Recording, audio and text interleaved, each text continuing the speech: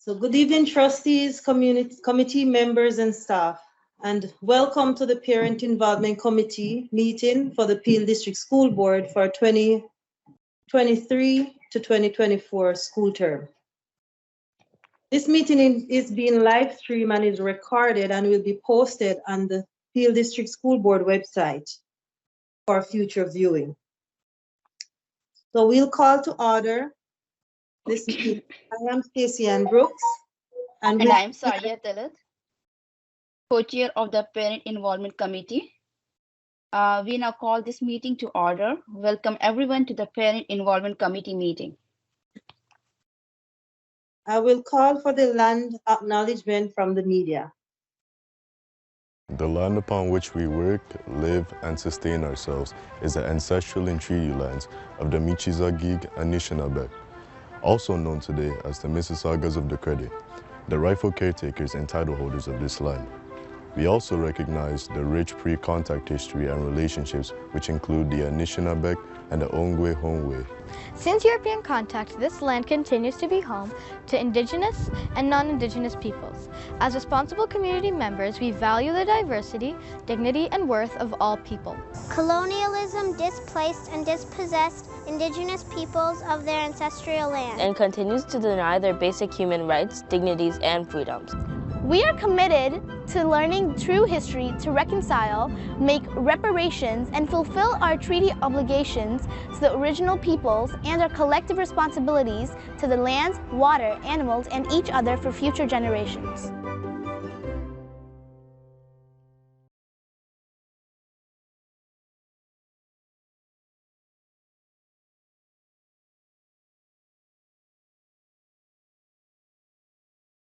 Thank you very much. Now we will move to our agenda items. Our agenda item number 1 for tonight is approval of agenda. So I would like to ask for a mover and a seconder for the approval of agenda. I do. Seconder?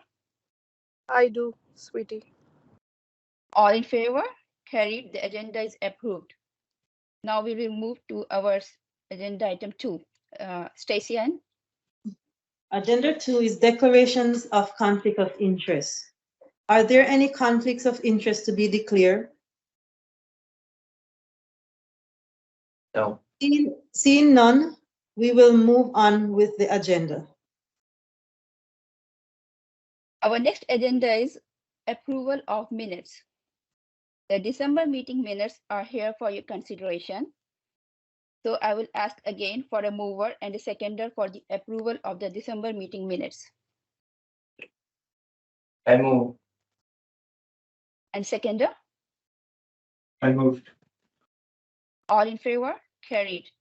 The December meeting agenda items minutes are approved.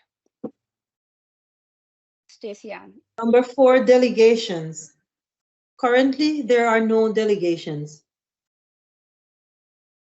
Thank you. Now we will move to our next agenda item, PIC updates or reports. So first,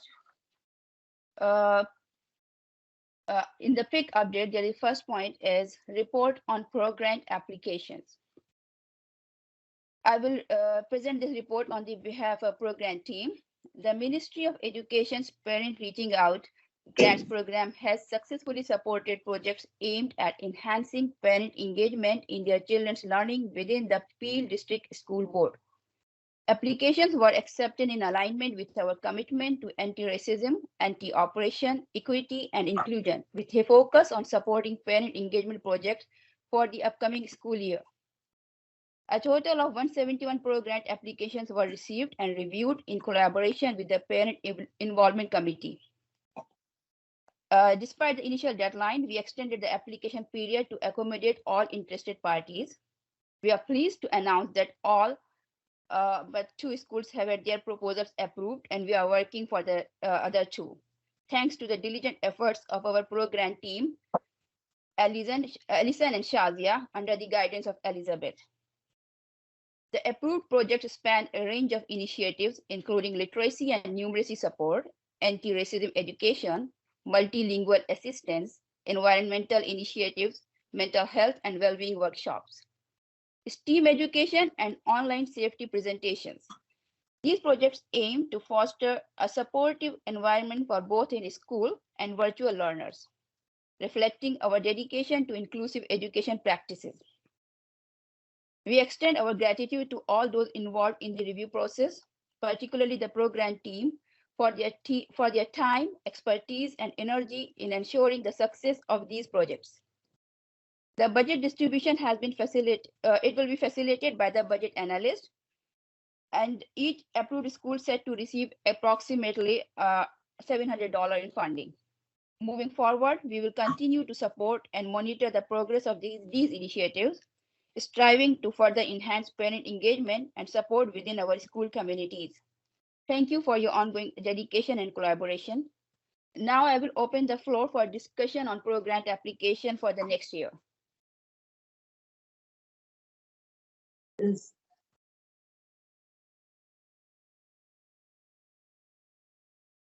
So is there, we're opening the floor for any question? Madam Chair, I'll turn it over to Elizabeth, who's the coordinating principal, who has been supporting the team. Elizabeth, England. Thank you, Associate Director Logan, and thank you, Chair Talent and Chair Brooks. I just wanted to again echo my thanks to members Allison Lockett and Shazia Hassan for their assistance in reviewing and approving the program allocations. We did some last minute reviewing, and all applications that were submitted have now been approved. The total that was granted out to schools will be coming this Monday, and we actually even upped it just a tiny bit to $720 per school, totaling $100,020,960, which will be distributed this coming Monday, February the 26th.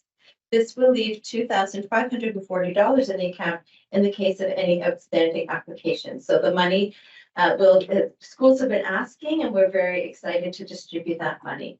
And the applications were, as Chair Talent said, truly outstanding this year.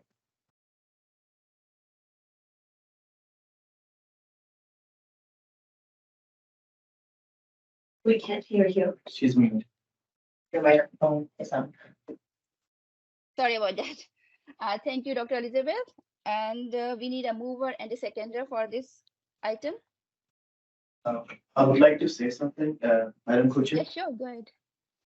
So I get a chance to look at this application briefly to assist, because I'm part of the two-school parent council. So I just have some input and feedback to make it, if it's considered and could benefit for next year or future years. So one of the things I noticed that the application is very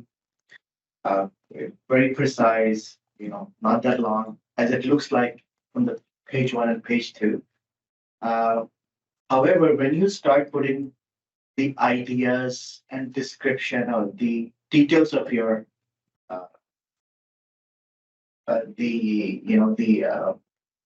grant purpose, like how you would like to use this money from the school purpose or for the parents, it does not give, like, it's like a paragraph style. You put the information.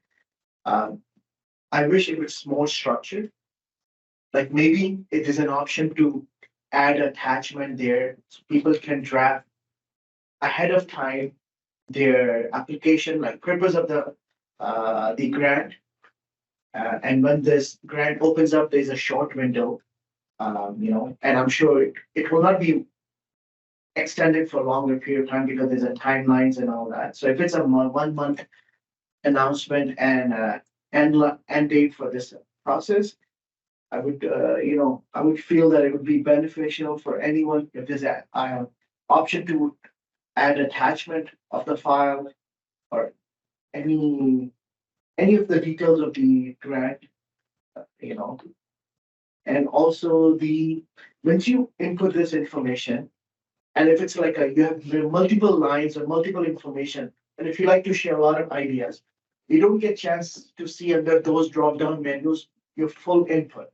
You have to scroll down your full paragraph to see if you have not done any mistakes there. So I would appreciate that if the visibility will be extended or more on those applications, especially the two drop-down menus where you put how would you like to use this money and what's your how would you like to meet those deadlines or timelines, like forecasts of those grants. So I think it can help any schools. Also, at the end, I noticed that once you try to save a response, in the past, I'm experiencing using these documents to do surveys and feedback. And usually, as soon you put input, save my response, the email you input there in one of those drop-down menus, you usually get the draft copy on your email. Okay. So I noticed that there's no draft response came back to those applicants who input those applications, as far as I'm concerned. Through you, Chair. So what I just wanted to clarify is that what you're looking for is once you submitted an application is a receipt that you have completed your application. Is that what you're talking about? Yeah. So Okay, this I'm jotting all the notes down. Yeah. yeah, so I've experienced a little bit with this format with other organization of my own. Okay. So when we do this and you say save my response, it does submit and then you get on the email mention on those surveys or grants applications, you get those response on your email, okay?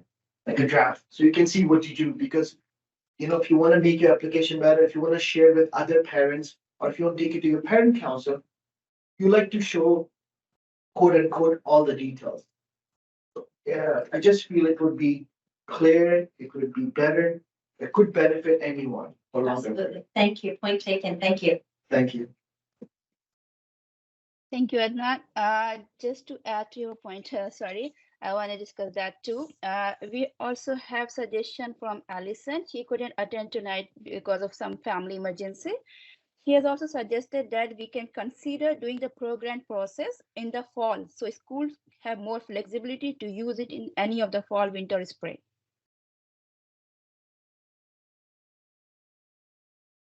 And one more thing I want to add for the application process. If it is possible with the application process, we can add a survey to the school council. In that, by doing that, we can have their input to improve the application process for the next year, for the upcoming school year, like that. Like a brief survey, how do they want to improve the application process and the questionnaire thing. So we will have a lot of ideas. I would like to add, Madam Co-Chair. Please go ahead. So just to add what you just said, my personal opinion, but I'm not saying this is accepted by everyone, that would it be a better idea once this program is allocated? And there's a timeline by June 14th, you have to achieve or complete the agenda of your program, or you have to submit some kind of report there. So maybe that survey comes at that point. So it comes as a finding through this grant process from the school council, from parents, from school principal maybe. Thank you. And through you, Chair. Thank you for that. Formerly, the program was situated in a provincial priority fund, which meant there had to be a report attached. So formerly there was a program report that was required at the end of every school year. The program report is no longer required by the ministry because it has moved into a different area called the Grant for Student Needs area. So technically, and because it was reviewed at our last planning meeting, the program proposal can be reviewed, as some school boards are currently not using the same sort of application process. So we can review our entire program process for next year, and we'll do a geographical scan as well to see what some of our other neighboring boards are doing with the program to improve the process and to make sure that schools are getting the funding. That's why we wanted to allocate all of it, to make sure that they're getting the funding that can truly engage parents in the best way possible. So thank you for that. Thank you for your comments. I just want to add, so that's great. I didn't know that there was no reporting required. I felt there was a accountability piece.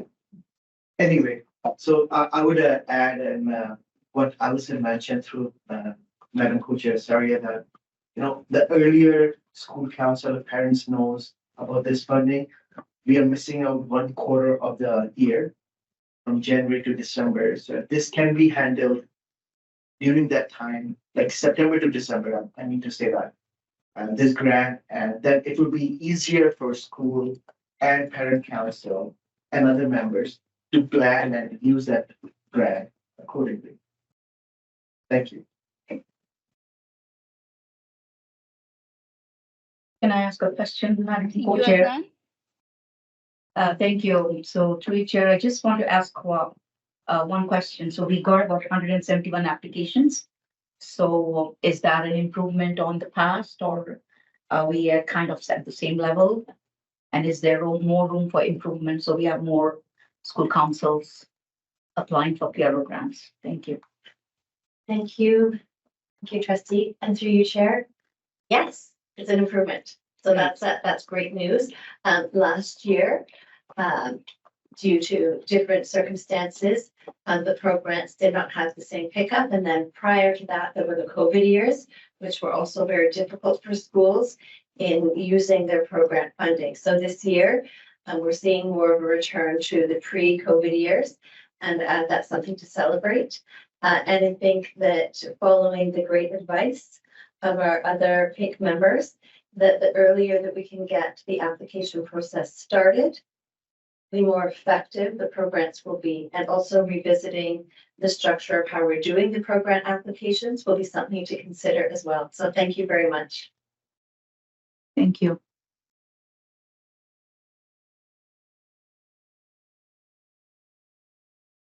Through you, Chair, if I may just add, some feedback that we've also received is also that the form has been somewhat simplified this year. And that has also contributed, I think, from what I've heard in the field, that has also contributed to more schools participating as well.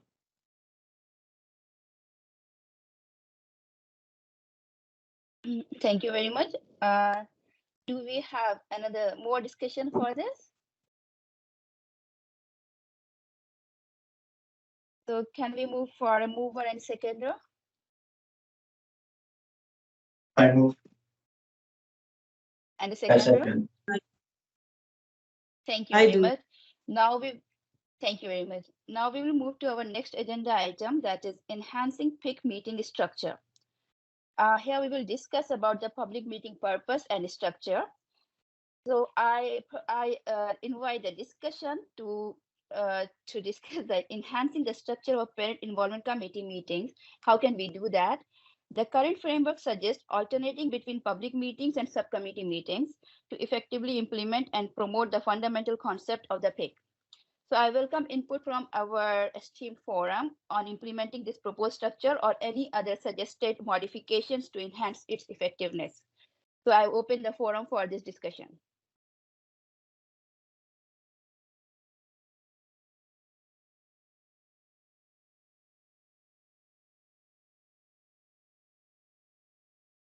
I would like to add something here, Madam Co-Chair. Please go ahead. I remember in our last meeting, subcommittee meetings as well. If it's doable going forward on the next years, that after having the big meeting, having a short debrief would be useful, because we do get longer period of breaks from our one meeting to the next meeting or following meetings. So there's sometimes you lose the essence or connectivity right after the meeting you absorb. So I would just suggest that having a short debrief, if it's doable after the PIC meeting, could benefit the structure. Thank you. Through you, Chair, just to reiterate a couple of pieces. So one, in terms of the subcommittee meetings, can occur as the subcommittee determines. So they're not necessarily isolated to the identified times in the the calendar. We know that for some of the focus areas of the subcommittee meetings, they'll need to meet more frequently, but those were just different opportunities that were determined at the beginning of the year, because you're only required to have from the legislation 4 meetings, 4 public meetings per year. So to have the subcommittee as part of the actual PIC committee meeting wouldn't necessarily be appropriate. So those are separate meetings, and we're hoping that through our conversation today that we can also hear who the leads are for the existing subcommittees, so then that we can also help to support when those subcommittee meetings are going to occur.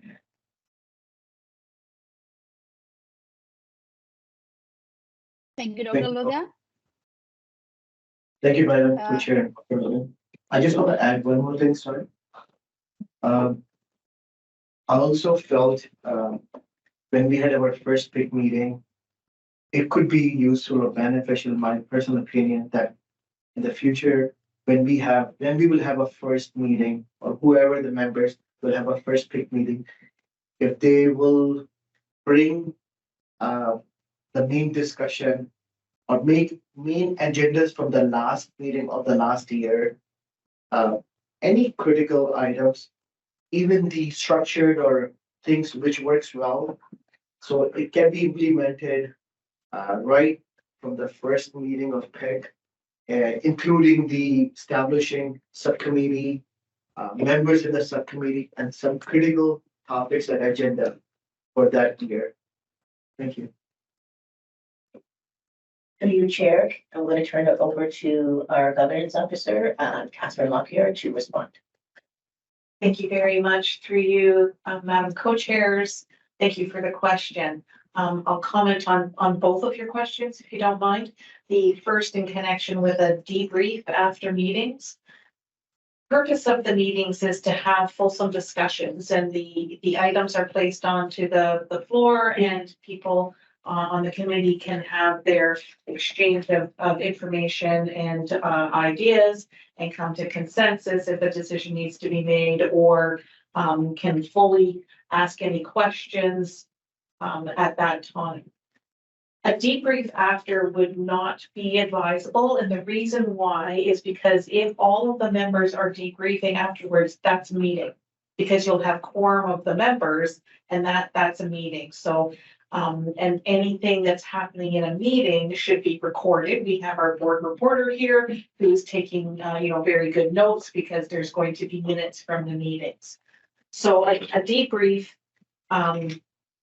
is not an advisable thing to do. Any of the discussion needs to occur in the official time of the meeting. If there is any matter that has been raised that you have concerns about, want to think about for a little while longer, it's always possible to ask at the meeting, if this matter be referred or deferred to the next meeting, so that the item returns on the next meeting's agenda. So you won't lose the thread. You'll have a chance to talk about it again. The benefit of that is that you will then have the minutes from the meeting. Let's say it's this meeting and you wanted to talk about the grants again. Then you could ask for it to be added to the agenda again for the next meeting. And the benefit of that is you will have the minutes from this meeting on the same agenda as you're going to talk about it again. So you'll have an ability to refresh what happened at this meeting through the minutes, and then you can have your further discussion or ask any further questions. But a debrief I wouldn't recommend. The second question was in relation to how do we carry over for some consistency year to year. Great question. One of the ways we carry over consistency is that the membership, the entire membership of the committee does not overturn every year. Only half of it does, because we have staggered the positions so that they are beginning were 1 or 2 year terms. So now we're staggered. So half of the board sort of turns over every year with the 1 and 2 year term positions. A second way for providing some consistency is again through the minutes. So the minutes are the way that items get carried forward. So the minutes from the last meeting of the last year are on the agenda of the first meeting of this year. There are also certain standard things that appear on the first meetings that are legislated, which includes when you have your elections to appoint the co-chairs and the other officers of the organization, as well as, and that's the meeting, the organizational meeting, for lack of a better word, when subcommittees would be set up as well. So that's standard and legislated from a time frame perspective, is at the first meeting after the start of school. Thank you, Catherine, for your response. Appreciate it. Thank you, Catherine. I just want to add here the suggestion from Alison again. This could be another way of saying debriefing, but I just want to put it here. She has suggested a standing in camera section at the end of the meeting, and this means an opportunity for the committee to discuss further items, informal or otherwise, without staff or public presence. So just if you want to add something to it, please. Thank you for the opportunity, and through you, Madam Co-Chairs, there are only certain times when a committee can go in closed session or in camera. And they are very specific in legislation, and it's not for the opportunity just to have informal discussions. That in fact would be a meeting, and if you're having it behind closed doors, it would be not transparent or accountable. So I would again not recommend doing that. You again have the quorum issue, the same issue as before, and it's not appropriate to have it behind closed doors unless it's about very specific things. Thank you very much. So in have more discussion around it? Hold on, Alison, I saw your hand, just a second. In other words, the only meetings we can have is like our subcommittee meeting where we get together to formulate whatever we're bringing back to the agenda. That is correct. Thank you. Through you, that is correct. Thank you. Can go ahead, Alison.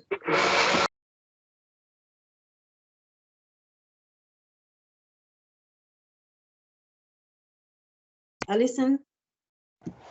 Hi, good evening, everyone. This is Alison Ming Freckleton. I apologize. My camera seems to be not working this evening. My question is not regarding the discussion presently. I just wanted to know for those individuals who are involved in school council, and they may have discussion questions that needs to be raised at the meeting. How do we submit these discussion questions for discussion in the PIC meeting? I can answer you. You can send it to the chairs and we can put it in the agenda. And then we'll get it discussed at the next meeting. Thank you very much. You're welcome. Catherine, I have another question regarding the agenda items. As just can you explain the process how we get the finalized agenda? Thank you for the question, and through you, Madam Chairs. Are you asking, just for clarity, be sure that I'm understanding the question, you're asking how does the agenda get formulated? The agenda gets developed by, in consultation with the co-chairs and staff, to make sure that the agenda is, everyone's prepared to speak to whatever they need to speak to on the agenda, that the items are appropriate for the agenda. It's usually the reports from the subcommittees. But its formula is actually developed in collaboration between staff. So Camille in her office, Associate Director Logan in her office, and the co-chairs. Thank you for clarification. That's really helpful. And can we move for, if we have no other question or discussion, can we move for mover and seconder? Just a second before you move. I have a question. In terms of member attending meetings, can that be something that we discuss as PIC members without having the board involved, Catherine? Thank you for the question, and through you, Madam Chairs, are you asking if there's less than quorum? Are you able to have discussions? Yes, just amongst the PIC members about meeting and attending whatever we want to discuss. Say, for example, it's not anything that's quorum, but as a member, how we operate and what we see not going right, or anything like that that we need to discuss among ourselves. Those are matters are appropriate for a meeting. So those questions could be asked depending on what they are, either at a subcommittee or added to the agenda of the full committee. So if you're talking about things like maybe we need to adjust the number of members, or maybe we need to do something with the terms of reference, that would be the governance subcommittee. And if it's something about the whole membership, and it may not be that you need to make a decision, you just want to have that conversation, then that's properly done at a meeting. Okay, thank you. Can I say something, Catherine, here, Madam Co-Chairs? So just to piggyback that same question, I know you have answered this numerous times now in the report, that so are there any venues available and accepted other than PIC meeting and subcommittee meeting that parent members can gather and bring some details out to subcommittee meeting or PIC meeting directly? Actually, subcommittee meetings. Thank you. An individual member could have a discussion with the co-chairs about an item that you would like added to an agenda, and then the discussion would happen at the meeting. So it wouldn't be that you'd have the full discussion. You would have the discussion about adding the item to the agenda and determining, because that's a very fair question, should this item go on an agenda for the whole committee, or should this matter go on an agenda for a subcommittee? That's a very good discussion to have with the co-chairs, and they, together with the leads for the subcommittees, can determine where that issue is best placed on the agendas. But having the actual discussion should be at the appropriate venue, either a subcommittee or the whole committee. Thank you for this clarification. And is it acceptable also that multiple members can gather and then bring the topic of discussion to the co-chairs or chairs to be included? Thank you for that question. And through you, Madam Chairs, it is possible so long as you watch the numbers, because once you get to a quorum, then you're having a meeting, which is inappropriate without all members being notified, without the co-chairs there, without the board reporter, without minutes, and without letting staff know, and even the trustee. So you'd have to be very careful. If there was 2 or 3, perhaps, meeting with the co-chairs, but 2 or 3 meeting with the co-chairs, now you're up to 5. And so you're getting very dangerously close to having quorum. So it would be better from a transparency and governance perspective to have individual parent members approaching the co-chairs or the chairs or leads of the subcommittees to determine what should go on the agendas, of course, in collaboration with Associate Director Logan and her team, so that we can make sure that it's a coordinated and collaborative effort. I truly appreciate those details.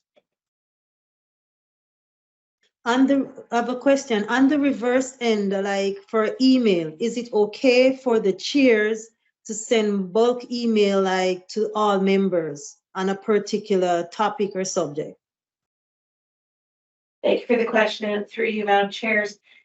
It's okay to communicate via email, to do things like establishing meeting dates, availability, things like that. But over email, there should not be debate, and there should not be any discussion that would further the business of PIC, because that's matters that are properly before the entire committee at the same time in the public forum as we are now.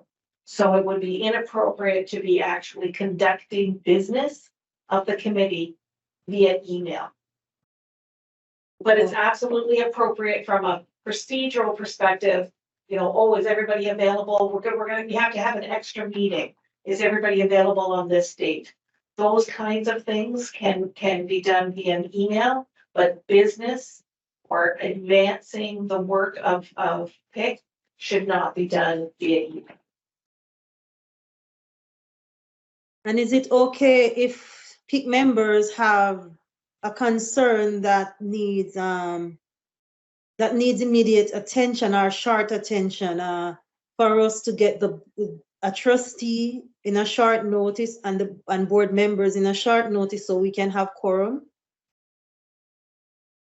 Thank you for the question, and through you, Madam Chair, co-chairs. It is possible to call extra meetings of PIC. The legislation requires there to be a minimum of 4, but does not set out the maximum for each school year. So if there is an emergent issue that has arisen that requires the attention of the board or a decision to be made, of the committee rather, then a meeting can be called. That's best coordinated through Associate Director Logan and her team to find out availability and to make sure the rooms are available and media is available, et cetera, to coordinate the meeting. But it is possible with an emergent issue to be able to set up an extra PIC meeting, yes. Through you, Madam Chair. Through you, Madam Co-Chair, can add something to the questions. When we want to hold an emergency meeting, actually we need, according to Ontario Regulation 612/00, we need at least one trustee member to be present, and also the director of education be in the meeting too. Otherwise, we cannot have the meeting. So even when we want to have an emergency meeting, we need at least this 2 members of the PIC to be present. Thank you for that observation. That is correct. That is correct. And the Director of Education is actually represented by Associate Director Logan.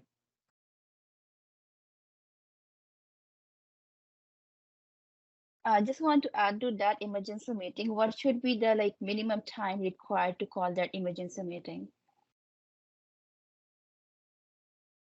Thank you for the question. Through you, Madam Co-Chairs, the procedure bylaw indicates there must be a minimum of 48 hours to call a meeting.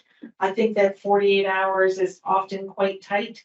So anything more than 48 hours would be appreciated. But if it's a true emergent issue, then we would have to make the accommodations as best as possible, given the timeframes and given the issue. Thank you very much.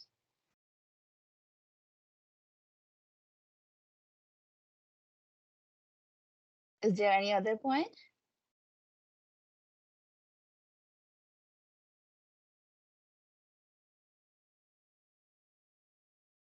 Stacey, and can you ask for a mover and seconder? Thanks for the questions and the answers. We see no more questions coming forward, so we'll be asking for a mover and a seconder. I move. I move this one. Thank you. Accepted. So we move to agenda 5.3, subcommittee meetings. So the strategic planning for May 4, the Family Affair Parent Engagement Conference. The communication regarding the Family Affair event has been shared with the strategic planning subcommittee members. The planning is still in process. That will be shared at a later, to be shared in a later subcommittee review meeting. So we're presently working on it, and we're still looking for input. So if anyone have inputs, the trustee, anyone has any input, we are open to listening and adding or not add. So we're looking for input from the members too. I open the floor just in case anyone has anything today to suggest. We can go ahead and have a conversation. So I have a question, Madam Co-Chairs. So May 4th is a date for your conference? Just Yes. clarification. Okay. So now it's February, so you have March, April, 2 months to prepare. To prepare. Okay. And as for, and you were just asking about something, topics, I think something that is very current and very important for the board that could be, you could discuss it with our associate directors and maybe coordinating principals, and they will give you suggestions for that. Something that's very relevant, and that's something that's happening, connected to whatever's happening in the board. Thank you. Yes, and we want our meetings to be focused on what's beneficial for the education of the students in the Peel District School Board. That is where I want to tailor our energy. So, because we're here to make sure that our kids are getting the quality education that they're supposed to be getting, and that our parents are supported. So that's what we want our workshop to be focused on: the children's education and supporting our parents.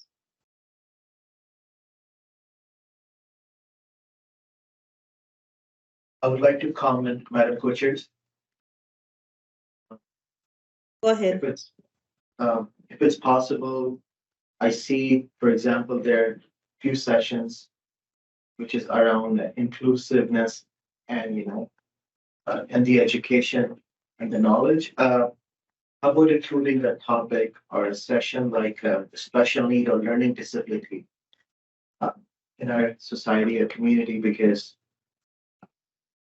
I know people have good knowledge, but there are a lot of things keep changing and evolving, and special needs and being a part of the special needs family. I truly understand that the more the awareness, the greater the awareness of this topic in the society and the community, the more beneficial it would be for the individual, family, and society and community as well. Thank you. Alice, you can go ahead. Thank you, sir. Thank you, Madam Chair. I just wanted to suggest a topic around including STEM or the fun side of STEM in our programs. I know that a lot of our students, especially our Black students, are not really in tune with what's going on with STEM education. So I would want to introduce our students to some kind of activity regarding STEM learning. Thank you, Alison. I have one topic that's burning. It's the use of drugs and alcohol in schools. I noticed that a lot of our students are using drugs on a daily basis. And by using drugs, it affects your learning ability, how you socialize in society, and it's not just one race, it's across the board from every race. So this is something that I would like to see get addressed in our upcoming meeting too.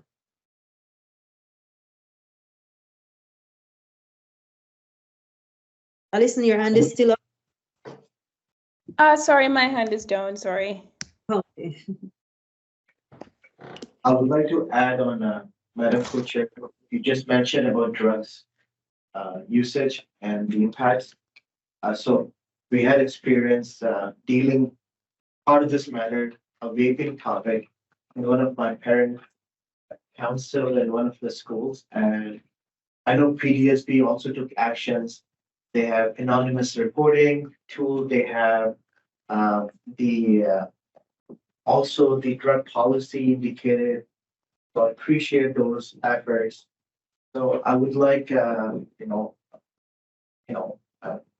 that school or, some examples to be asked or gathered from different schools who work on those topics in their own capacity to use or leverage those examples during this discussion or during this session. Thank you.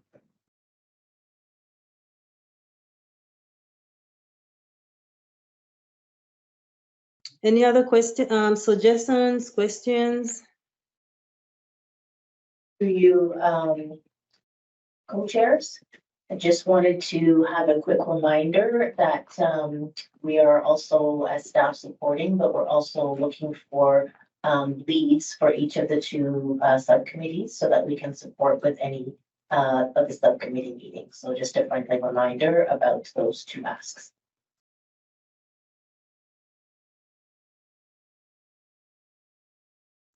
Can you remind the subcommittee name, please? Sorry, that you're talking about. So for the conference subcommittee and the strategic planning, there was a request for a lead, a contact person that we can connect with. Yeah. Okay. Yes. Thank you.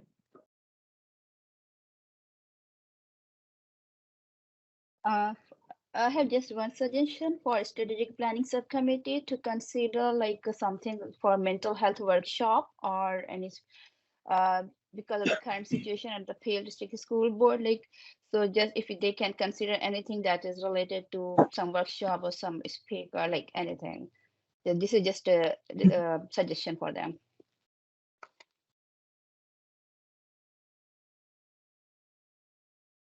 For you, Madam Co-Chairs, I have a suggestion to have a workshop talking about the digital learning and how kids not get so distracted from all the electronic devices.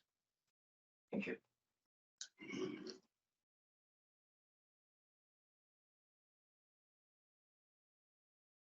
For me, I think that there should be a total ban of cell phone in classroom. They should have the phone in their lockers if they have a phone at school.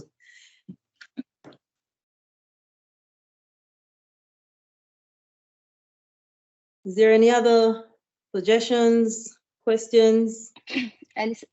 Alison has raised her hand. Alison, please go ahead. Thank you, Madam Chair. I just wanted to suggest as well, I really, I'm liking all the ideas that I've heard. I would like to suggest, in addition to what Member Ben suggested a while ago, something on artificial intelligence learning. I think that would be very interesting for our kids. Thank you.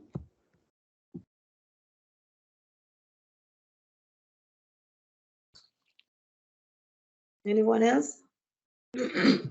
I would like to just comment here. So I feel very excited hearing those digital learning, artificial intelligence topics. And I would appreciate that somehow in any capacity, PDSB consider them in the curriculum or accommodate or include in some capacity, or give kids exposure. I know it's available in our society. They can reach out information, they can gather those details, but inappropriate, a lot of things can go sideways. So if PDSB can come up in the near future and include these topics in some capacity to give children or students exposure in certain way, which is more appropriate, would be useful or beneficial. However, learning should not have any limit or boundaries. I believe in that, but still, there should be some boundaries around every topic. The other thing I would like to add, what my other co-members mentioned about the student engagement. I believe personally and firmly that outdoor activities, sports are the key component. I know it's not a new topic of discussion, but I've noticed less than a year ago during one of the sports activity in PDSB, like a cross country, that the participation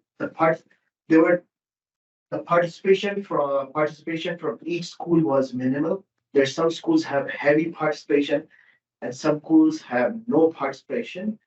So I would really appreciate that if schools get more engaged and it gets kids more excited about it on any sports, especially one sports, because the sports is one of the activity which keeps the students healthy, both mentally and physically. and brings more engagement in education as well. So I just would like to share this. Thank you.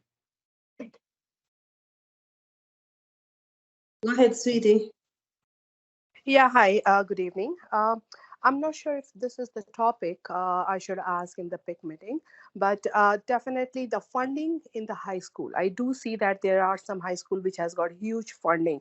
So I would like to know a little bit deeper about that as a PIC committee member, like how these fundings are used, why some schools are get higher funding, if it can be done. Yeah, thank you. Thank you. Any other questions, suggestions? Seeing as there's no other suggestions, Excuse me, Madam Co-Chairs, I just want to add something. I know you brought up a lot of topics. So what is important is we have to focus on something that's most important. And secondly, we are all talking about parent conference. So for me, educating the parents is very, very important because we can say, yes, we have to control our children, we have to put away the cell phones and so on and so forth. But unless there is coordination between the classrooms and the school and the home, nothing will work. So what is important is get the message across to the parents and focus upon some of these topics where you provide parents also with the tools and the strategies that they can use so that there is a seamlessness from the classroom to the parent to the home, and kids know that the parents mean business, teachers mean business, and we have to follow the rules. So this is very, very important, and that is what I feel. Focus on parents and give them the strategies and the confidence. And some of our parents really need to know they may be coming, they may be newcomers, so that kind of information need to go out. The messaging needs to be parent-based, because in the schools, yes, they are already getting all these messages, the strategies. The kids are being trained how to be, careful in the use of your social media, etc. Vaping, alcoholism, all this are being dealt with. But as I said, there should be the coordination between home and school to make it more effective. Thank you, Trustee Benjamin. I appreciate your comments and details. I truly accept the fact that we talk a lot of details here. It may feel overloaded PDSB here, but I must say that that's a job of the professional. That who prioritize the topics and discussions accepted with majority, and some topics just based or around awareness, and some goes in depth about educating more and getting more information.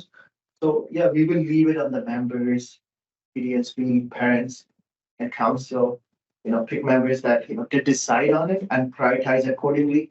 I don't expect everything has to be handled at this conference, and I truly understand that there's a time limit, capacity, and resources. So it's up to the members how we're gonna deal with this. But the topics are very sensitive, and some topics needs to be just refreshed. As I said, some are just about awareness and something about going more in depth about it. Thank you. I just would like to express my opinion.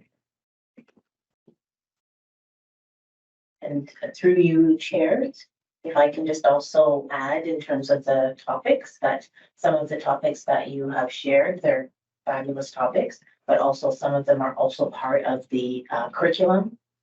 They're in the section that's with regards to transferable skills, and they are from all the way from kindergarten to grade 12. So as an example, digital literacy is part of that. So as you're thinking about topics for the conference, know that some are part of the curriculum and that students are engaged in those learnings, and that there is a connection through those learnings to families as well. So just a reminder about that as well. Thank you, Dr. Logan. Dr. Camille Logan. So for example, if pertaining to what you just said, say for example, my topic is drugs, which I see as a person working with kids, I see the use of it and know of it in school. is that one of the topics that's been circulated in the classroom with parents and students? Through you, co-chair, yes. So through the health curriculum, depending again on the grade, there are specific focus areas on all of those pieces. And we also have work that we do with our schools from also our safe and caring department, but also does assemblies and other information pieces to also support schools around some of these issues. So there is a focused area in the curriculum, particularly in the areas of health and physical education that speaks to those pieces, but again, they're grade and age appropriate. Okay, thank you. Any more questions on this topic? I see no other further questions. I'd ask for a mover and a seconder, please. I move. I second. Thank you. We'll move to agenda. Thank you. Yes. Thank you very much. So we will move to our next agenda item that is part of subcommittee meeting, bylaw review. So following items were shared with PIC bylaw subcommittee for their review. Parent involvement committee bylaw, committee executive. Parent involvement committee bylaw, committee memberships and subcommittees. Parent involvement committee bylaw, conflicts of interest. Parent involvement committee bylaw, filling vacancies. And parent involvement committee terms of references. So I want to invite the bylaw subcommittee to discuss on this or for reviewing this.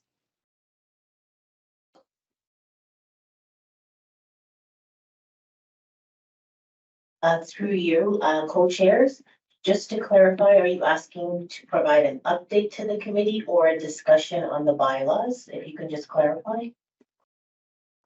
Update. Thank you.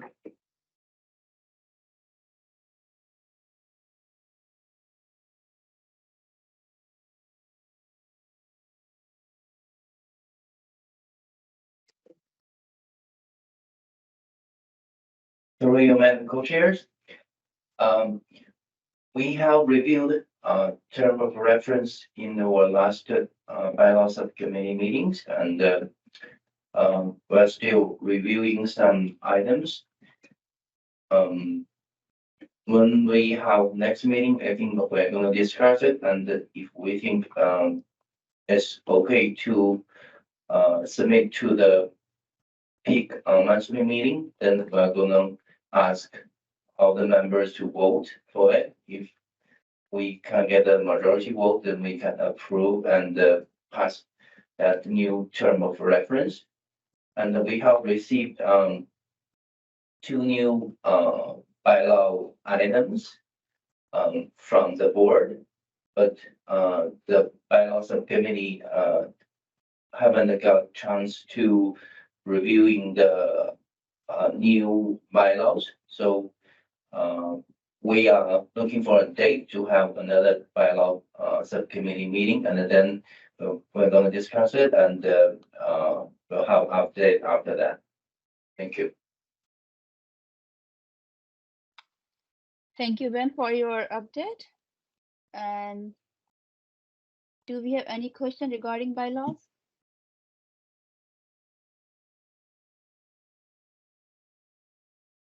I just will have a comment, Madam Co-Chair Saria.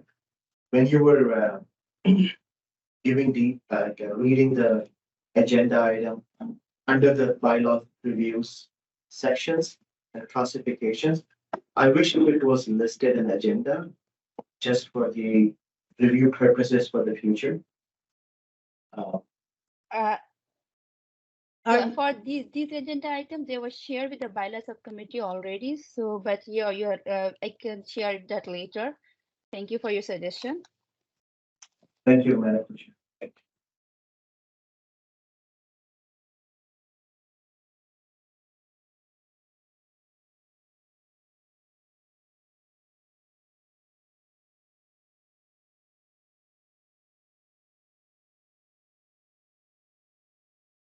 So can we move to our next agenda item?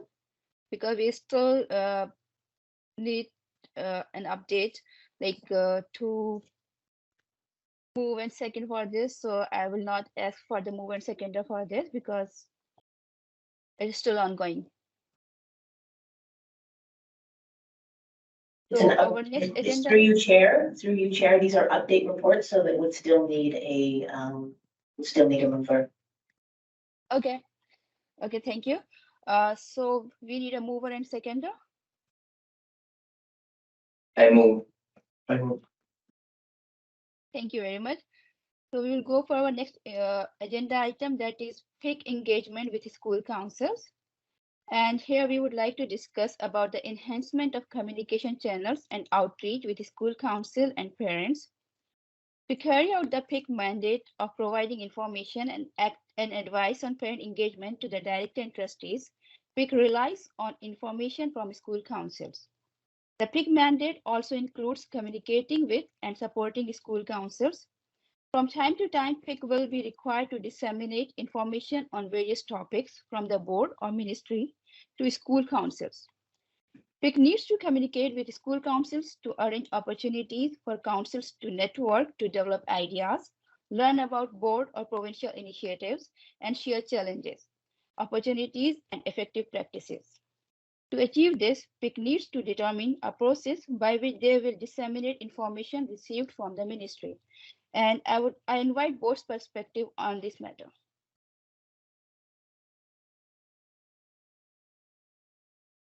Thank you. Through you, co-chairs, I can speak to this. Email addresses, thank you. Email addresses have been collected and compiled of all school council chairs for an information distribution list. This is a core information distribution list to assist in outgoing communication from the board.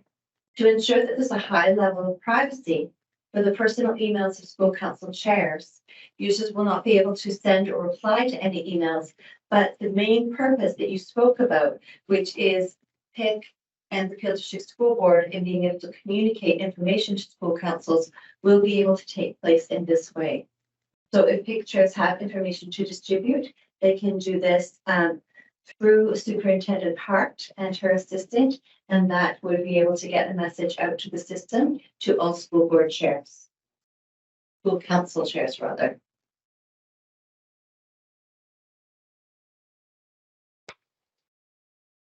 Thank you, Dr. Elizabeth.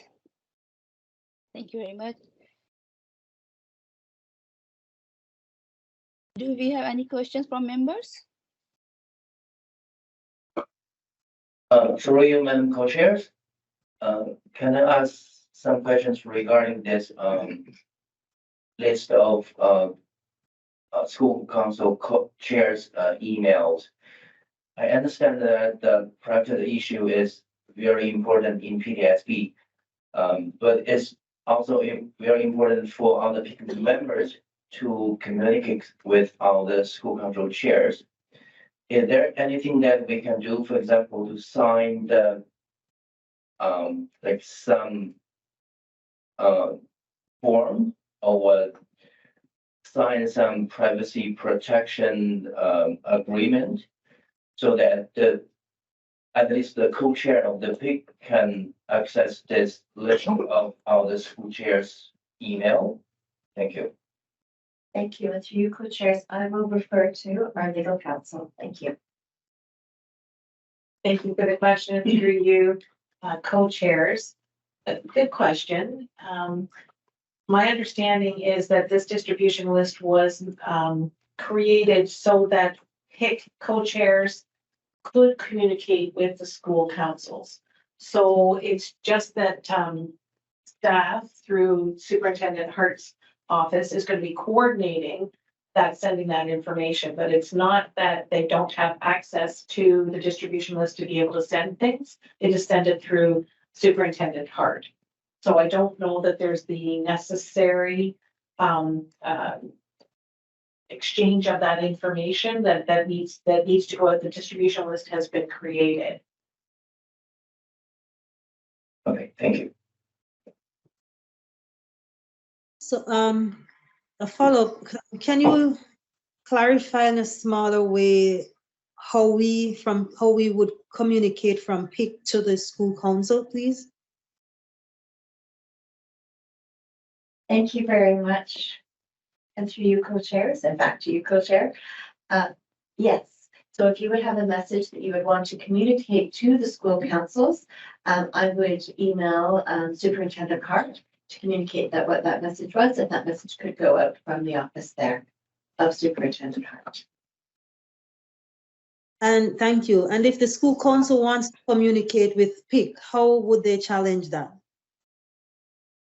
And through you, co-chairs, I think there's a parent involvement email address. So when emails come in and they're directed to you, I have been responding to that email and directing those to you. Now I know where those emails are coming from. Thank you. Thank you. Yes, they're coming from a parent involvement email. And then I forward them to you and assist with that. Yes. Thank you. Just wonder why this direct link is missing, why this indirect link? I'm sorry, can you repeat the question? This channel of communication is indirect. So it's through superintendent or through parent involvement committee that goes to parent involvement committee, and then that comes to PIC. So can we work to make a direct link between school councils and PIC? I understand that is totally it's good through the superintendent, but just want to there should be a direct communication as well. Thank you, Chair. And through you, Chair, I will refer to the Superintendent Hart when she returns to review this.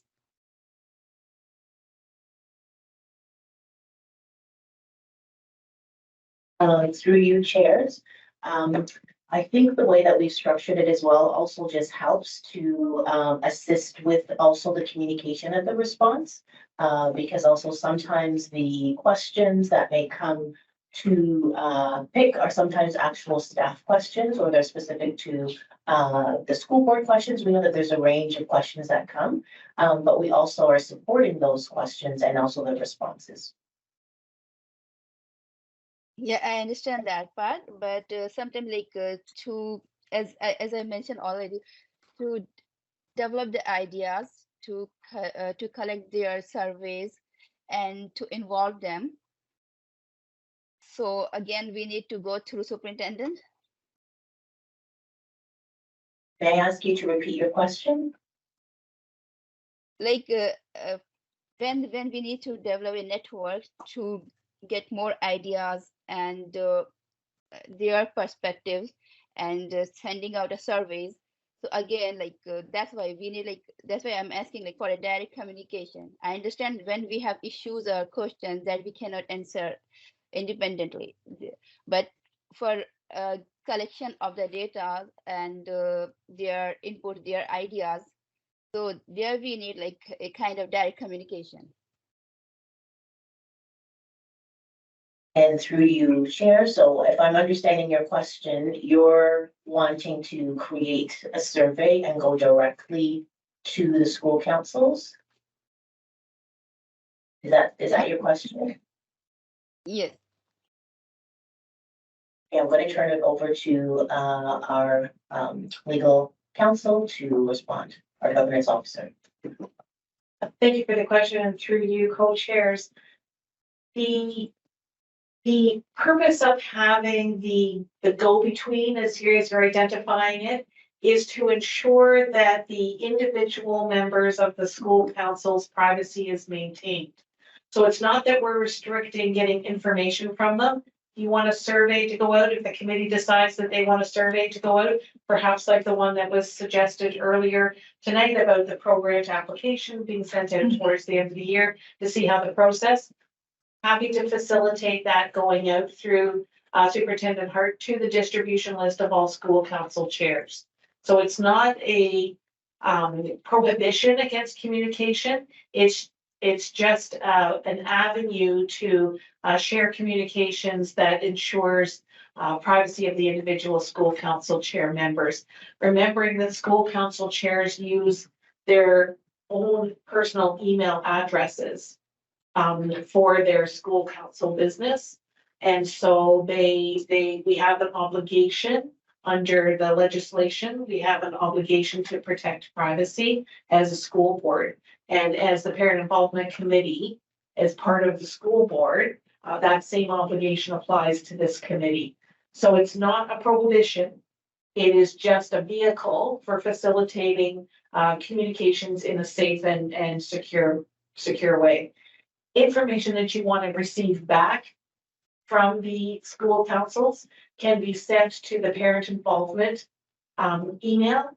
So again, there's no issue with communications flowing to PIC as well. It is a great two-way communication, both ways. Thank you very much.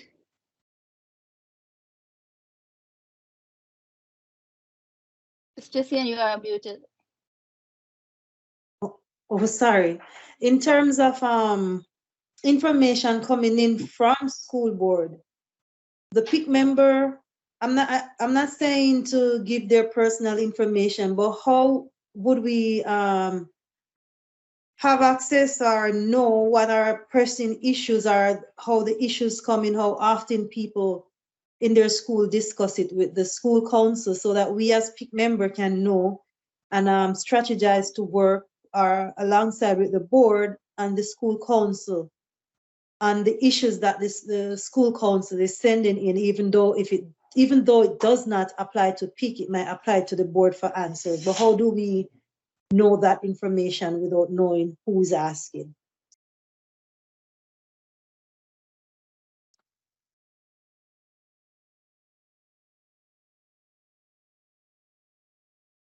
Through you, Chair, I'm thinking that if you're asking about an interest from school councils about things that they might be interested in, then perhaps there's an opportunity for us to collect that data through, I think you already mentioned a survey of some sort.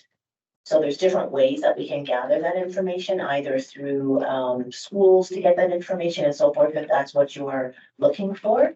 But I'm not sure that what you're asking is that you just want school councils to directly email you with particular. No, I don't directly email. Sorry, I'm not cutting you off. I'm not asking for a direct email. I'm asking, how can we have like information pertaining to what they're asking at the moment? Because it comes to you, the board first, and then the board probably send to us what they think is only suitable for us.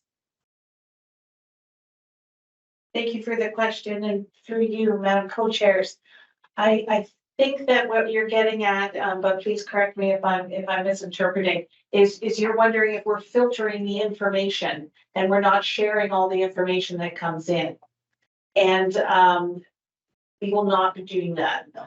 Even if it's an email that, or a question in an email that is most appropriately directed to staff, there's still, because it came into the parent involvement committee email, we will be sharing that with the chairs. And the answer to that question may be that staff will be looking at this and reporting back to PIC, or this is a more appropriate question to be handled at the Curriculum Equity and Student Wellbeing Committee or the Governance and Policy Committee. And then they can perhaps report back to PIC. So it's a matter of issue management. It's not issue secrets. So there will be a sharing of what comes into that email with you. I think the second part of your question there, if I'm interpreting correctly, and correct me if I'm wrong, is how do you know how many school councils are talking about the same issues? How do we know how many times the same issue has been brought up at a single school? That I would say is through the minutes of the school council meetings themselves, because minutes are taking of school council minutes, and then it would be up to the school council chair to contact the parent involvement committee through the email. That makes sense? Thank you. Thank you. I just would like to ask Catherine, thanks for the clarification actually.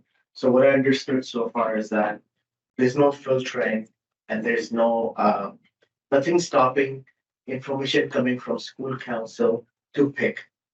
Even it's coming, somebody's handing that PIC email, like in this case, I guess Elizabeth, but everything is going to PIC co-chairs for further communication and responses. And through you, co-chairs, and perhaps I can ask a question at the structuring time as well. There are some things, for example, if somebody's seeking posters to be sent from the board and they reach out to PIC, and we know that PIC, if I send that email to you, you are then just going to come right back to me, and then I'm going to go to an office assistant and ask them for the posters to be sent to a certain school. I'm not going to email you for that because that is a waste of your time. So anything that comes to me that is for PIC, and I have sent emails, and those are the ones, co-chair, that you were asking. You're like, oh, that's where those emails are coming from. The ones that are directly and most appropriately answered by PIC, I absolutely forward all of those. The only ones, and I can call it filtering, but I can certainly send those as well. But the only ones that I do not send are ones like, when is the Great Start video going to be posted? Or can you send me these posters? I can certainly forward that to you, but I think it can be much more easily taken care of at the board level. So please advise if you would like me to send those to you, because I certainly can. No, we're just asking. Okay, thank you.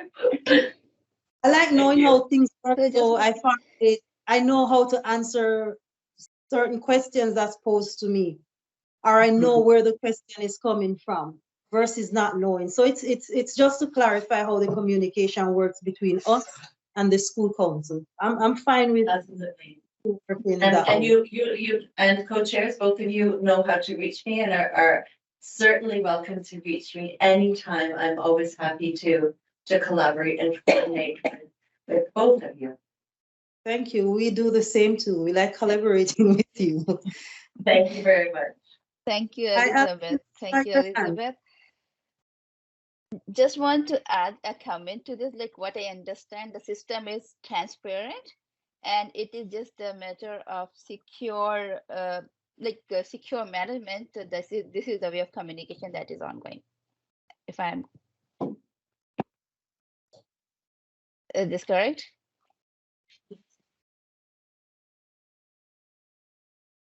That's correct. Yes. Thank you very much. My last point on this, I think it's a fair way of going about it, because some of the questions that the emails that comes in and the issues, we as PIC member, we're not in legal and we're not in certain positions to have answers for them. So it's a good initiative. And as long as it's shared and we know what's been asked and we know what the answers are going back, I'm pretty fine with that. So again, thank you for your help, Elizabeth. Thank you for your leadership, co-chairs. Thanks for both of you. Thank you. Alison, did you have a question? I think it's cleared up, not sorry, through you, Madam Chair. I think it's clear, but not quite clear to me. Just trying to establish the line of communication between the school boards. Exactly how does it go? If you could just outline it to me in a step-by-step manner. How do we communicate to the school councils? Because I believe we're supposed to be representing their needs. So just to go through it for me, because I'm kind of clear, but not completely so. If you could just outline for me, what is the chain of communication between the PIC committee and the school boards? Thanks. Yeah, then can I add more in this same question so you can answer together? Thank you, Alison, for your question. I just would like to add more in your question that I just would like to know the clarity and establish structure current system now that parent school councils have now either specific email addresses which has school name mentioned, and they also using, it's for their own discretion, And they also have their personal email. They chose already now, okay, by January 30th, okay, recent past, according to the structure. So now, based on that method they chose, they have one email with that individual who's reaching out as a school council to the PIC member or PIC for any assistance. So how this communication will occur back and forth. So if a PIC school parent council is asking some information or details or have questions or need help, they send out email to the PIC email address because it's school council related matter. And it comes to you, current situation to you, and it trickles down to the co-chairs and they talk and the members among the members and they come back or they give the information back or details back to you and then it goes back to the person. In that way, that privacy is not invaded of that school council. How does it work now?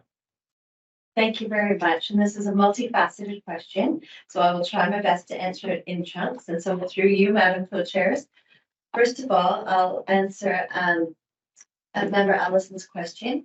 So the way that it works currently, and Member Adnani reiterated that, is that there is a school council distribution list.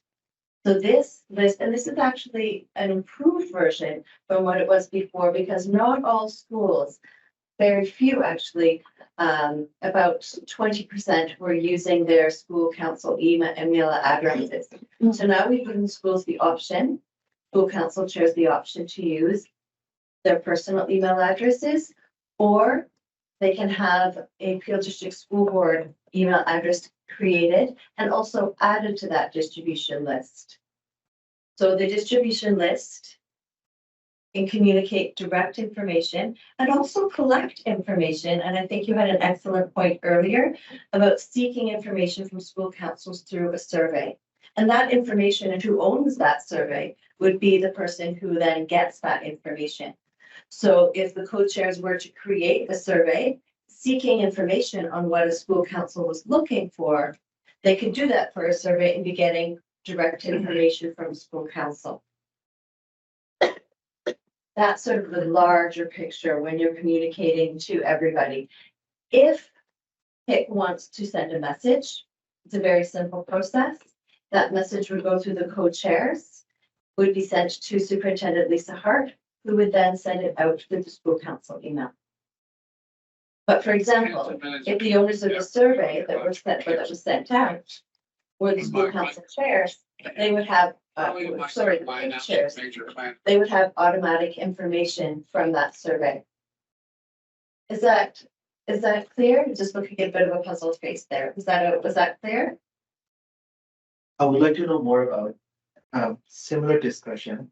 If it's not about the details regarding school council matter, which I know you can handle most likely, or somebody like yourself.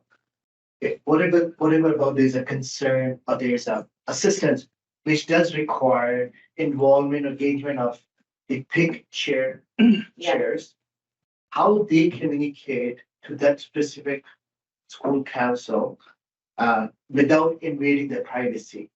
Well, because they emailed the parent involvement email address, whatever email they chose to answer to, when they sent that email, they are basically sending an email to the parent involvement committee. So one of the co-chairs could easily answer back. And that has happened. So there might be an issue or concern of school council that the PIC co-chairs are emailed about. I forward the email to the PIC co-chairs and they have responded to those emails. And if they need support or any advisement, I'm happy to give them support or advisement, but those are emails which I send directly to the PIC co-chairs and then they respond.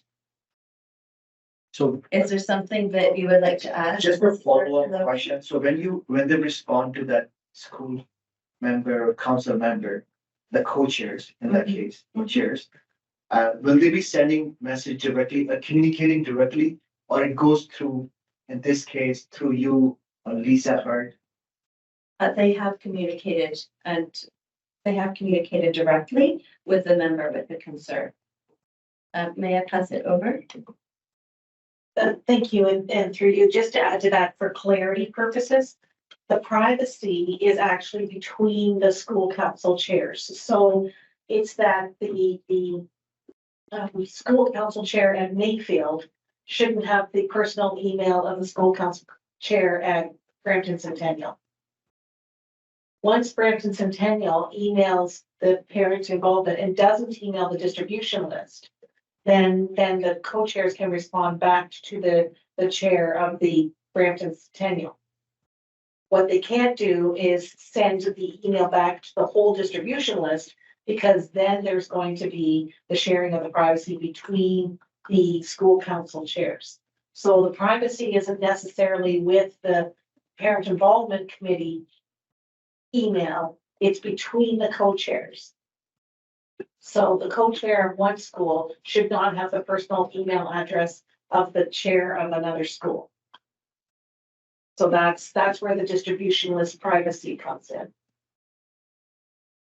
Hope that clarifies. That actually made it a lot easier to understand. I know we've been following the process, but you just clarified the process beautifully. Thank you, Commissioner. Just want to add to that, like, as we understand, we can communicate to superintendents to school council. So can like PIC member, they can communicate to school principals to school councils. Is that okay with PIC members? So because there is no privacy issue for if we are communicating through the emails are open, the school principals emails are open, and they can communicate directly. They communicate directly to school council, their like respective school councils. Through you, Chair, a PIC business is broader than an individual school. So perhaps you could help understand why PIC would want to email an individual principal, because we're looking at, all of the schools and representing a larger perspective than an individual school, which is why the method of communication, speaking to, all school councils, broadly speaking, as opposed to individual, is tends to be the general way of responding. So can you explain why there would be a need to individually for PIC to speak to a particular school? So if like some challenges or some questions are coming from individual school council, and to respond that, so again, so what should be the procedure? Like in that case, cannot like is PIC member, they are not okay to communicate through school principal? Well, the role of PIC would not be to resolve individual situations between an administrator or a school council, or even an individual situation at a school. That is not part of the PIC roles and responsibilities. Thank you very much. Thank you for clarification. So Syria, in other words, if we get an email, say somebody send you an email from a school council, your best bet is to share that information with your other co-chair and send it off to Miss Logan or Miss Elizabeth before we make a reply, because we don't want to make a reply and we have no idea if what we're replying to is even legal. Yeah. Thank you. Thank you. Thank you for the question. Thank you very much. So do we have any other question regarding this?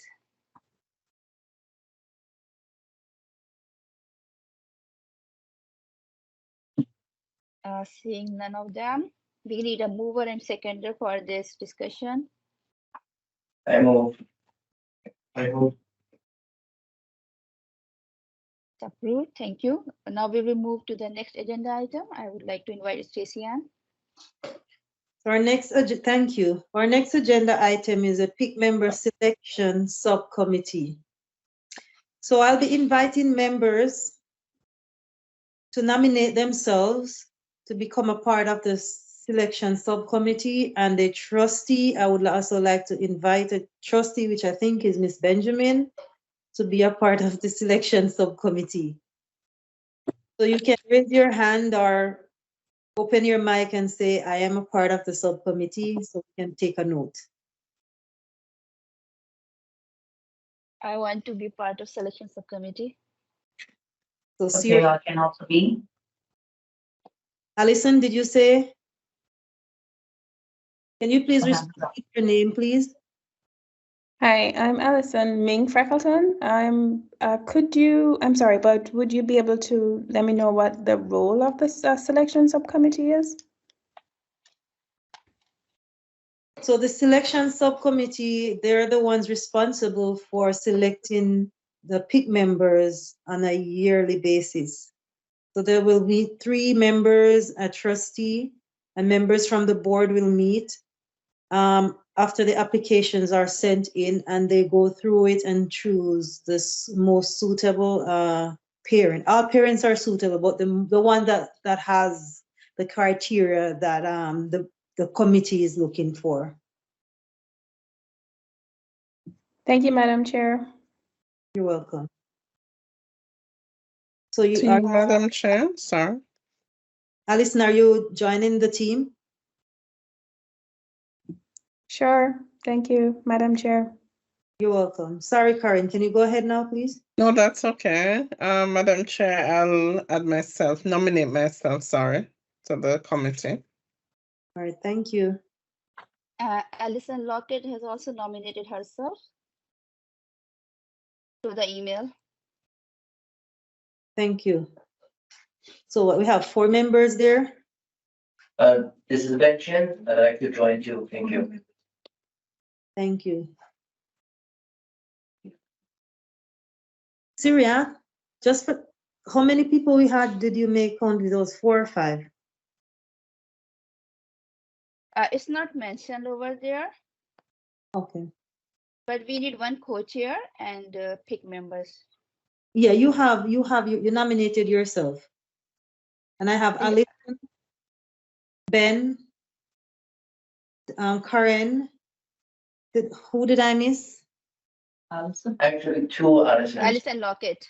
And Alison. And myself. And Miss Ben is also there.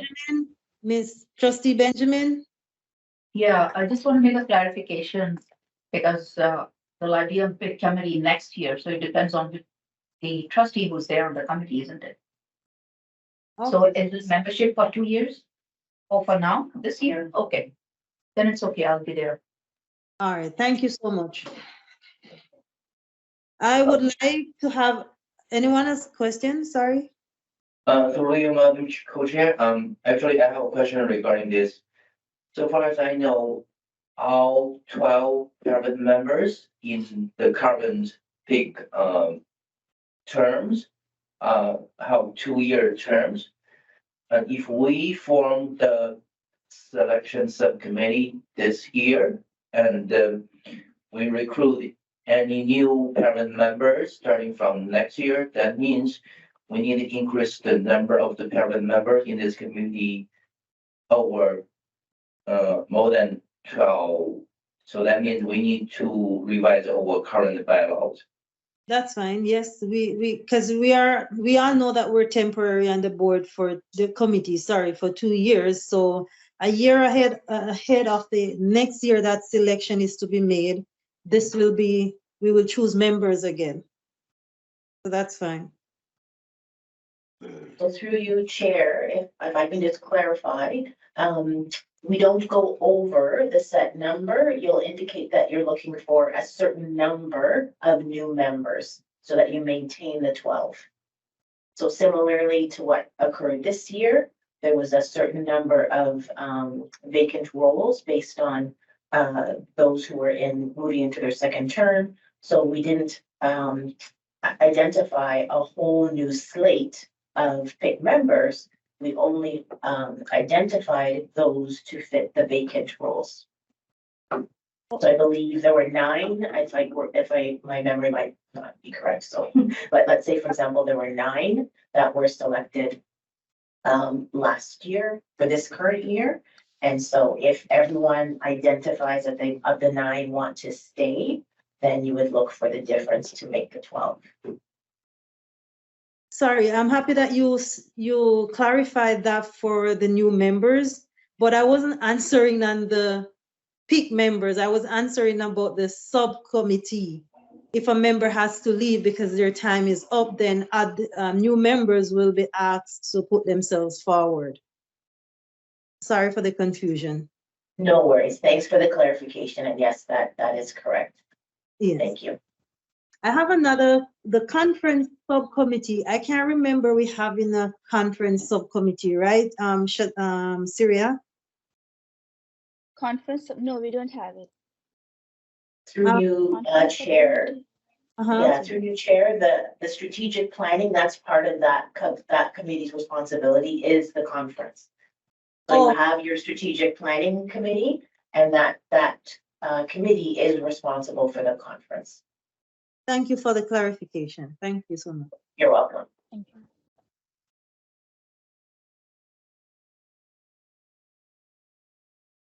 Any other questions on the committee? The subcommittee, sorry. I see no questions, no comments. I'll be asking for a mover and a seconder.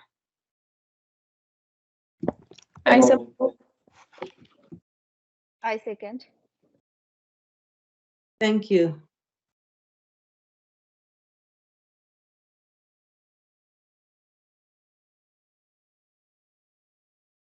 So now we're moving to our next agenda item, that is board updates and reports. So we would like to request Associate Director Dr. Kamel to provide any updates. Through you, co-chairs, I'm happy to bring the director's update report for this PIC committee meeting. So I'd like to begin by just acknowledging that February is Black History Month. This year's theme is Afrofuturism, examine the past, question the present, and imagine the future. Afrofuturism expresses notions of Black identity, agency, and freedom through art, creative works, and activism that envision liberated futures for Black life. We have all of our schools are thoroughly engaged in recognizing Black History Month, and they're engaged in activities that have been organized by the board. We have something called the Ukweli Knowledge Challenge, and all schools again are encouraged to participate in the Knowledge Challenge. There are teams so that students have an opportunity to learn about Black history, and they're able to do that each day through a calendar of events. And there are also virtual events that students have an opportunity to participate in every Thursday, and schools are encouraged to participate. A couple of reminders from our departments as well, and each time that we have a director's update, I'm going to try to focus on a few of our board departments. So the two that I'd like to focus on for this month, one is curriculum, and there is an event that's called Read, Write, Soar. And so really hope that parents continue to be engaged in this. This particular event is an opportunity for our families to learn about effective opportunities at home for supporting their child with literacy. And so these sessions occur in the evening. The first session occurred on January 25th. These are all virtual. The next session is next week on February 22nd. And again, it's from 6:30 to 7:30, and all families are invited to participate and learn about some effective strategies that they can do at home with their children to support literacy skills. The other thing that is connected to curriculum that I'd like to also highlight is that we have our annual Peel Dance Showcase, and it will be taking place at the Living Arts Center on Thursday, March the 7th. There's a limited number of tickets, and they are available on School Cash Online in schools, and they will be available until March 7th. So for those schools and families who are interested, you can get that information there. I'd also like to remind families of our kindergarten registration. It's been open since early in December, and our focus for this year around kindergarten registration is Play, Wonder, and Learn.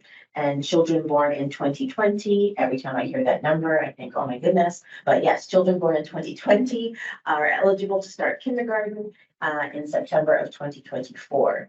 And so there's more information about registration on the board website. The other department that I would like to highlight is our Innovation and Research Department, and provide some updates that just happened with regards to an event that happened on Tuesday. And it was called the Technology Enabled Learning Symposium. And so the board has been partnering with a number of different organizations, Apple D2L, Microsoft, and Digital Human Library.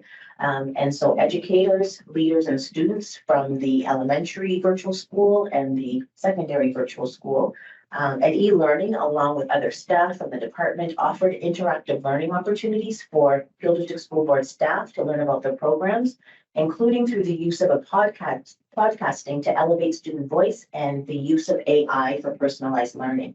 And so for the students and staff who were here on Tuesday, the entire atrium was filled with students and all kinds of different opportunities to explore digital learning and all of these various tools and resources. And a couple of reminders, the Peel Virtual Secondary School, we are continuing with that in the upcoming year. There's current enrollment from K to 8 between the two schools, and we have up to 1,000 students. And the wonderful thing about these schools is that because they are organized as a school, which is a unique way that the Peel District School Board has done their virtual school, they're organized as a school. In some other school boards, they're organized just as an opportunity to learn, but this is organized as a school. So we have extracurriculars, we have school councils, we have forums for parents and families, which is, I think, a unique way that Peel has engaged with their virtual schools. I encourage you to visit the board website to learn more about our virtual school opportunities. I'd also just like to remind families as well about the PA Day that was rescheduled. It's now on Monday, April 8th, 2024. And the change has been made due to a total solar eclipse that will be occurring on that day. And the eclipse is expected to begin at approximately 2:00 p.m. and it ends at around 4:30. So there is an actual time of darkness, which I think actually lasts for about 4.5 minutes, that they will have, be in pitch darkness, but the eclipse will happen during that time period. And it coincided with dismissal time, so that's why we moved to have the PA Day on that particular day. Some additional reminders that we also have summer school information that is available. So please take a look at summer school, and that opens. And we have it starting on February 27th for grade 12, February 28th for grade 11, February 29th for grade 10, and March 1st for grade 9. So already getting into summer school now. And I also just want to draw people's attention to the school the board website. I think sometimes we don't always recognize the rich resource that our school website is, and it has been updated this year. There's a new section on the school board website, and you'll find that on the top right-hand side, which is in the spotlight. And that shows all the incredible activities and events that are happening in our schools, and it provides us an opportunity to celebrate some of the successes that are happening in our schools. And last week, or the week before last, one of our middle schools, Lisgar Middle School, was featured on CBC and many of our news outlets, because they were engaged in a simulation of the moon rover and had an opportunity to engage with a variety of different activities. So please check out that area on our school board website so you can see the incredible things that are happening in our school. And there's also another section which is at the bottom called Visit, Share the Smile. And this is another place where we acknowledge many of the amazing things that are happening in our schools. And there's also another section called the Community Corner. And so there are community events and activities that we encourage families to participate. And that's another area where you can learn about what's happening in our community and some of our community partnerships. So I encourage you to take a look at that as well. Peel School Board is a busy place, and we have lots of amazing activities happening, and we encourage you to learn about them and to really support your children in participating in these activities and events as well. That concludes my report, and if there are any questions, I'm happy to take them at this time.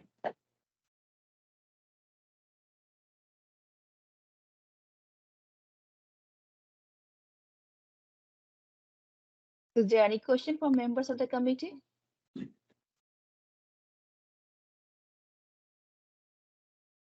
I just have a comment.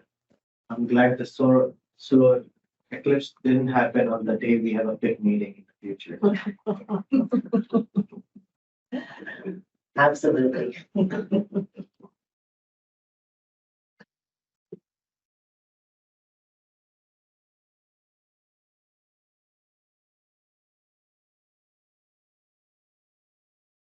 For you, Madam Co-Chair, I'd like to ask Dr. Logan a question. Do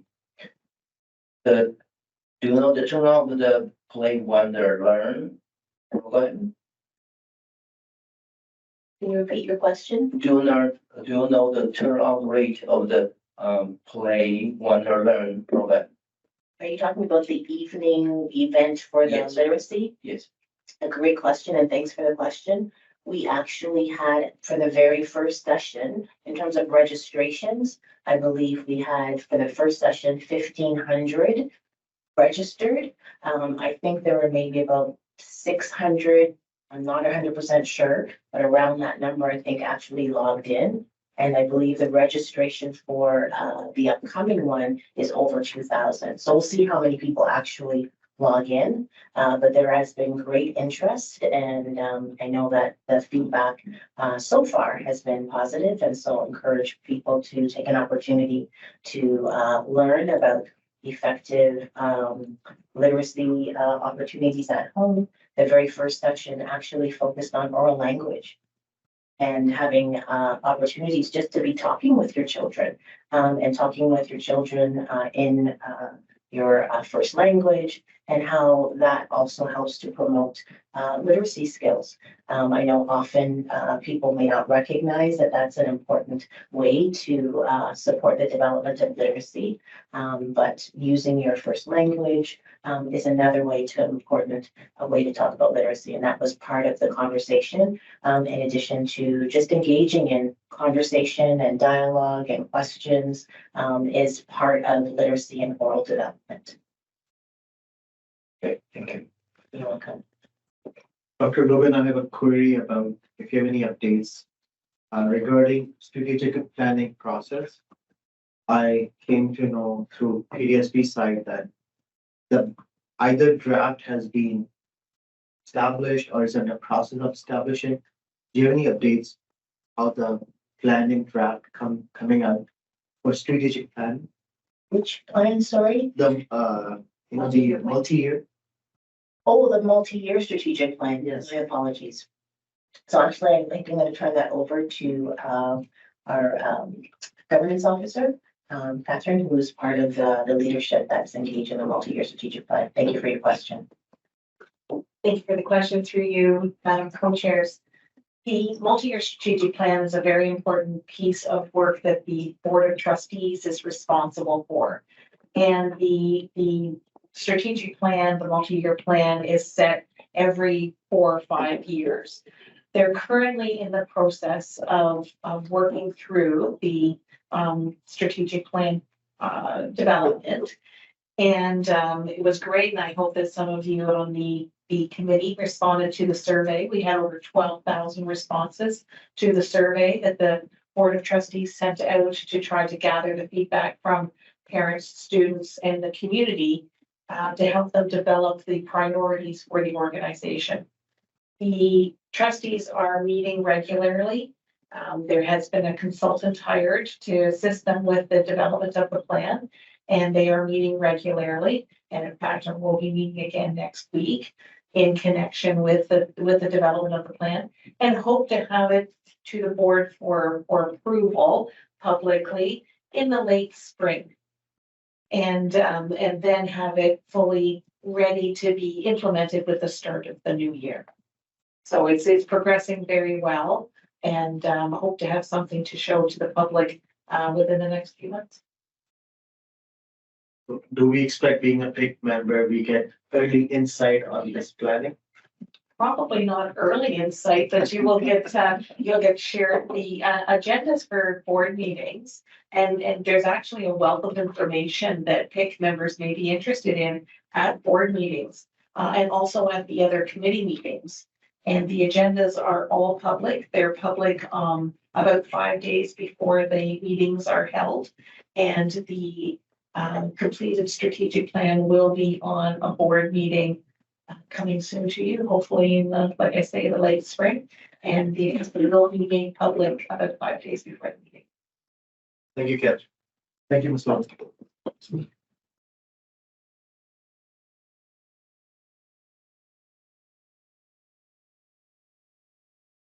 There aren't any more questions. I'll return it back over to the co-chairs. Thank you. We'll move to the next. We need a mover and a seconder. I move. I do.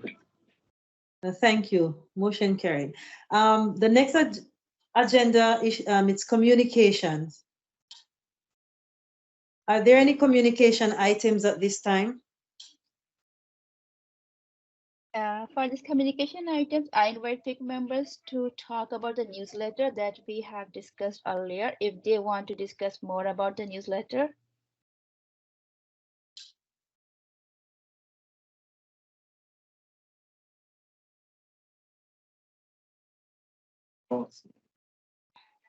I'm sorry, Madam Co-Chair, sorry, are you referring to establishing or creating a newsletter along those lines? Yeah, for PIC newsletter. We have one hand raised. Alison, do you want to go ahead? If I may interrupt for a moment, excuse me, it's Catherine here.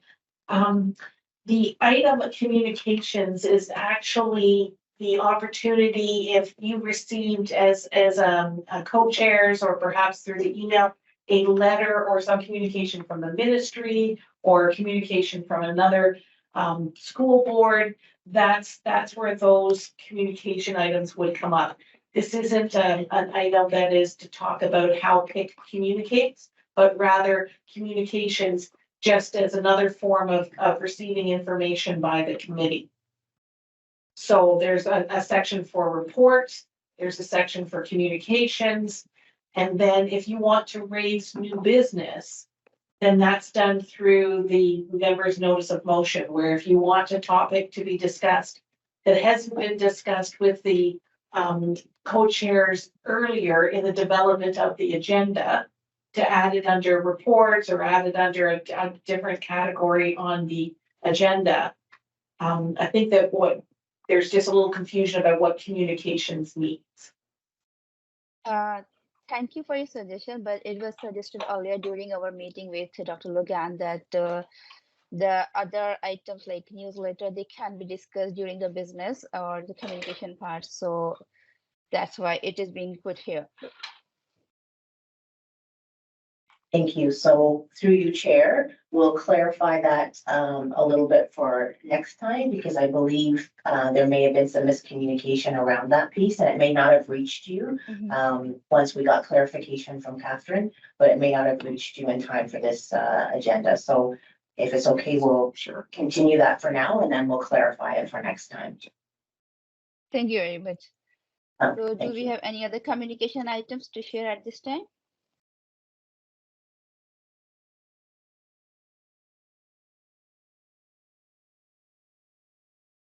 I see none. No one has any.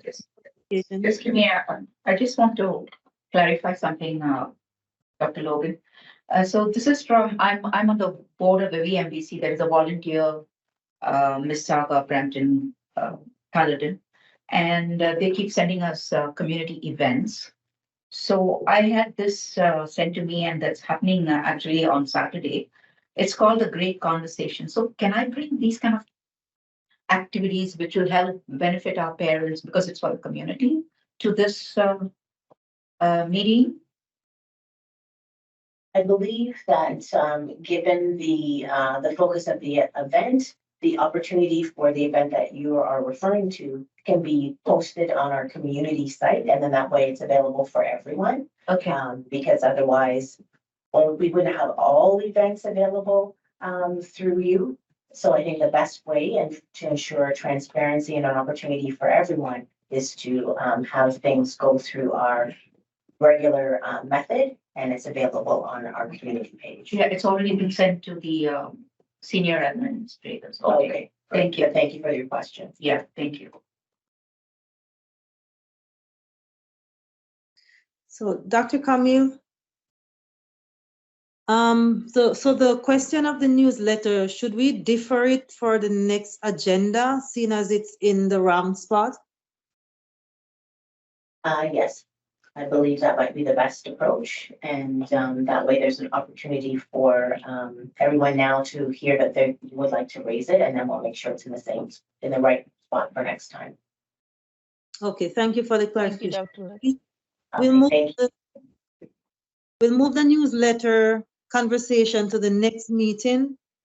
And I have no communication as a PIC co-chair from anyone. Surya, do you have any? No, we don't have any. So we need a motion to close this communication, seeing as there is nothing to communicate. Thank you. The next item is committee member motions consideration. Before we go to the next item, do we need a mover and seconder? Because the item has been deferred to the next one. I thought I heard. So okay, we're good. Thank you. Okay. Take a note. Thank you. Thank you. So we can move to the next heading. It's the committee member motions for consideration. Are there any motions for consideration at this time? Through you, Madam Co-Chair, I'd like to talk about the issue of the community association members. That is the Black Community Alliance and also Advocacy Peel. We raised together. So as you know, these two community association members in our PIC have never attended our PIC meeting. So I'm thinking, is there a way to communicate with them so that we can get an update from them? Because the community association members are also the voting members of in our PIC. I think it's very important for them to join our meeting. Thank you.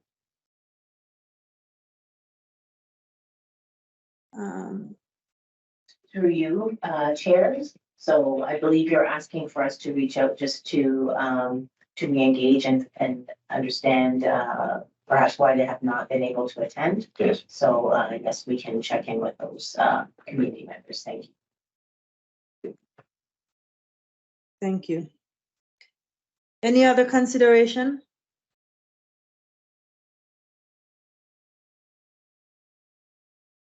I see there's no more considerations for this. So can we have a mover and a seconder, please?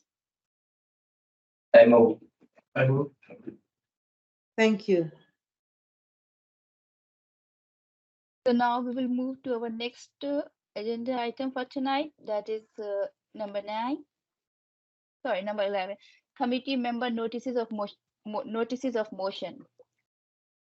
So are there any notices of motion at this time?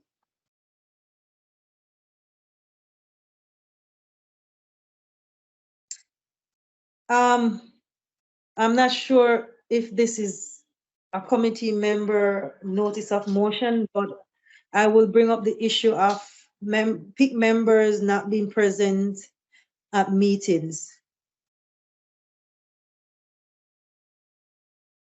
Am I in the right section for this? Yes, and I'll turn it over to our governance officer to support with the motion. Thank you for the comment, and through you, Madam Co-Chairs.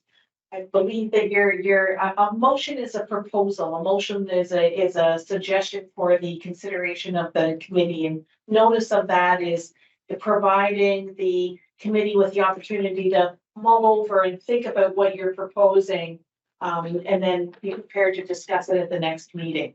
So I believe you're putting a motion on the floor that kind of dovetails nicely with what Member Ben was saying in connection with the attendance of members at meetings. He was referring particularly to the community members.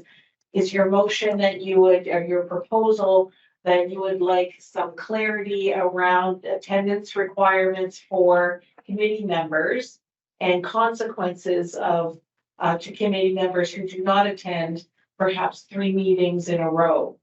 And these are issues that would be addressed in the governance documents. And it's a good opportunity to discuss it at the next meeting. And also PIC members. Yes, so PIC members, not just community members, but you mean parent members as well. Yes. Correct. So we can add both of those things to the agenda for next meeting. Thank you. Thank you very much. So we need a mover and seconder for this. Yeah. I move. Seconder. A second. Thank you very much. Thank you very much. Now we will move to our last item of the agenda tonight, that is adjournment. So I request a mover and seconder for a motion of adjournment. I did. I move. Thank you very much. All in favor? We stand adjourned. And thank you for attending the Parent Involvement Committee meeting tonight.